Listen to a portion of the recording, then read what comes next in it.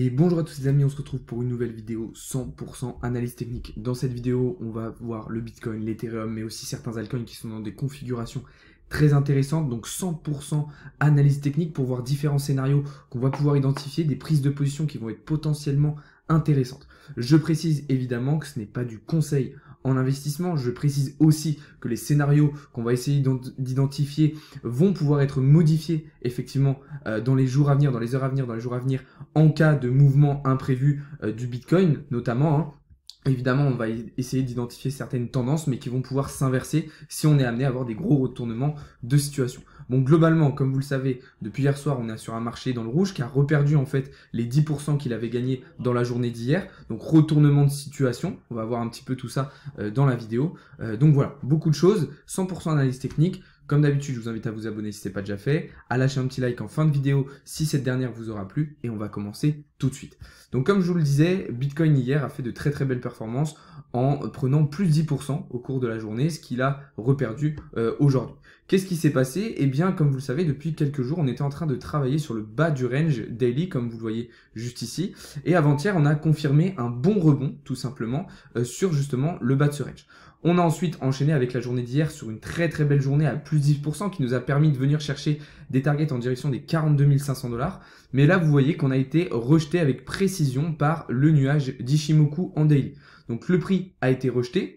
On s'attendait donc à un retour sur le support des 40 000 $ afin de rebondir et ensuite d'aller chercher le haut du range. Malheureusement, ce n'a pas été le cas puisque le support ici des 40 000 $, comme vous le voyez, n'a pas du tout tenu et on se dirige donc vers un retour de nouveau sur le bas du range. On voit qu'on a quand même une volatilité assez forte sur le Bitcoin depuis quelques jours, voire même plusieurs semaines. On ondule assez bien au sein de ce range entre les 38 000 $ à peu près et les 45 000.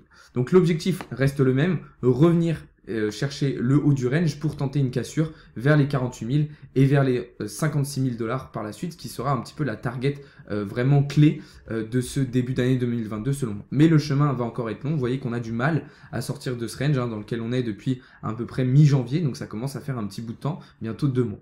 Donc voilà un petit peu l'objectif, donc il va falloir valider un rebond absolument, un nouveau rebond sur le bas de ce range. Maintenant, attention, c'est pas évident que ça se passe comme ça, on a la possibilité potentiellement de casser ce range par le bas, ce qui nous renverrait vers le bas du range cette fois-ci weekly, donc en direction plutôt des 31 000 $. Personnellement, je suis plutôt confiant, je suis plutôt haussier, je pense qu'on devrait finir par casser ce range par le haut pour aller chercher les 48 000 $, mais encore une fois, ça va pas être une mince affaire et ça va pas se faire en seulement quelques jours. Voilà, donc maintenant on va rentrer dans l'analyse des différents altcoins, des autres crypto-monnaies qui vont potentiellement avoir des gros mouvements à venir. C'est ce qu'on va retenir en tout cas sur le Bitcoin, c'est que le mouvement de cassure devrait être violent, qu'il soit par le haut ou par le bas, on devrait avoir un mouvement de cassure assez violent, assez direct et assez important selon moi au moment où on aura vraiment une cassure et une confirmation de cassure, puisque ça fait un moment qu'on est en train d'accumuler au sein de ce pattern. Donc voilà un petit peu la situation pour Bitcoin. Donc on va suivre déjà la clôture daily de ce soir, si on clôture bien au sein du range ou bien si on a quelque chose d'un petit peu différent.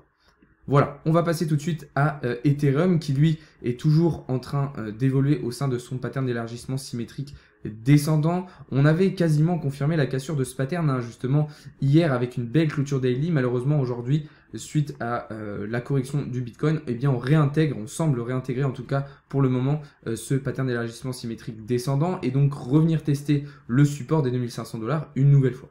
Maintenant, ce qui va être intéressant, c'est qu'on va avoir plusieurs niveaux clés qui vont se rapprocher. Ici, en jaune, on va avoir le bas du pattern weekly, plus le support, plus le pattern ici d'élargissement symétrique qui se resserre. Donc en fait, on va arriver sur un niveau de support beaucoup plus solide selon moi que précédemment. Et donc, potentiellement plus facile sur lequel rebondir. Donc c'est là que ça va être un petit peu intéressant, mais ça va être un niveau clé, puisque si par contre on était amené à casser ces différents supports par le bas, alors on entamerait probablement une correction bien plus importante. Ce qui nous gêne aussi sur Ethereum, c'est ce nuage d'Ichimoku qui fait office de résistance et qui nous plaque un petit peu justement sur ces différents niveaux de support. L'objectif, je le rappelle, rebondir, casser ce pattern, transpercer le nuage pour ensuite aller chercher des targets en direction des 4000 $ pour Ethereum. Mais là encore, ça va pas être une mince affaire, il va falloir être patient. Mais voilà un petit peu la situation qui reste tout de même assez intéressante pour Ethereum. On voit que là, on est quand même dans une zone d'accumulation assez forte. Et là encore, on devrait avoir un mouvement de sortie, selon moi, assez fort, assez violent, au moment où on aura des belles confirmations de cassure. On retrouve des volumes plutôt intéressants lors de certaines journées sur Ethereum. Il va falloir beaucoup plus. Voilà, on a potentiellement une petite pénurie d'acheteurs, ce qui nous bloque aussi et qui nous empêche de confirmer cette cassure. Mais on reste tout de même dans quelque chose d'assez intéressant. Voilà, on va passer tout de suite au Shiba. Ça fait un moment qu'on ne l'a pas analysé. Donc là, on va passer en H4 pour les prochaines analyses puisque j'ai identifié des patterns selon moi assez intéressants. Le Shiba qui évolue au sein de ce biseau descendant, donc en H4, comme vous le voyez, on est venu rebondir plusieurs fois ici sur le bas de ce pattern, mais depuis quand même plusieurs jours, on est plutôt en train de travailler sur le haut justement de ce biseau descendant. Là en H4, on le voit aussi très bien, on a ce nuage d'Ishimoku qui nous plaque un petit peu sur cette zone et qui nous empêche de confirmer une cassure. L'objectif, donc si on casse à la hausse, dans un premier temps, va être de revenir ici sur le haut du pattern, donc en direction du haut du pattern, pardon. J'allais dire ATH, mais c'est pas l'ATH. Donc, en direction du haut du pattern dans ces niveaux-là. Et puis ensuite, on ira chercher avec les extensions de Fibonacci. Comme vous voyez, on s'est fixé des targets en direction des 0.041 environ. Je ne cite pas tous les zéros puisque ce sera un petit peu long. Donc voilà un petit peu l'objectif, mais ça va être compliqué avec ce nuage d'Ishimoku qui va faire office de résistance. Généralement, c'est le genre de pattern qui vient casser par le haut, mais attention, on n'exclut pas la possibilité d'une cassure par le bas, ou en tout cas d'un retour, au moins dans un premier temps, sur le bas du biseau, avant d'aller chercher une cassure. Donc voilà un petit peu la situation sur le Shiba, qui, en tout cas, d'un point de vue fondamental, nous apporte des news et des actualités assez intéressantes, ce qui pourrait un petit peu le booster au cours de cette année 2022. On va passer tout de suite au VET, désormais, qui lui est dans une situation intéressante aussi, puisqu'il a réussi à casser tout simplement ce pattern d'élargissement symétrique descendant, comme vous le voyez ici en H4.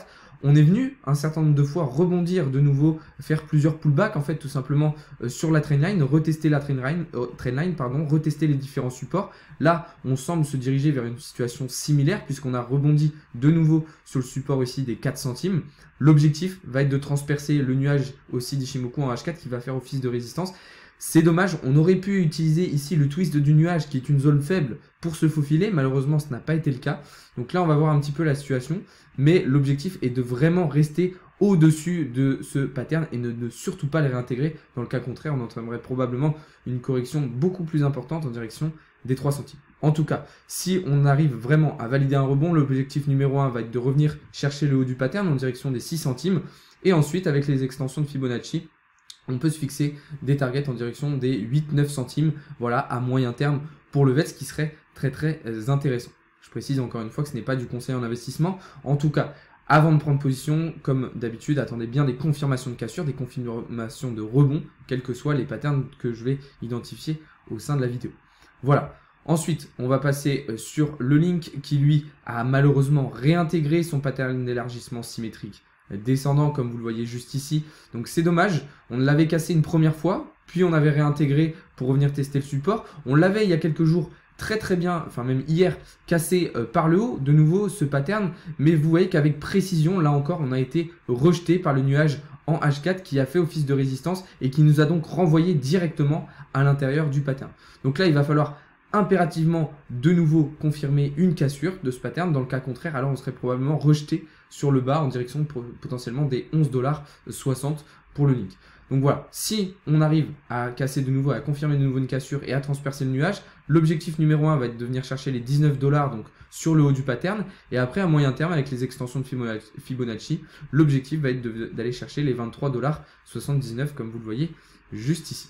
Voilà pour le Link, on passe tout de suite au Luna qui lui ne connaît toujours pas la crise et qui continue de surperformer le marché. Donc vous voyez qu'il est dans une situation intéressante. On avait été d'abord en début de semaine rejeté à l'entrée du canal ascendant daily, donc que vous voyez juste ici, hein, je vais vous le montrer un petit peu mieux après. On avait été rejeté puis on était rentré dans cette situation de bull flag qu'on a très bien cassé par le haut, ce qui nous a permis justement enfin d'intégrer le canal ascendant daily.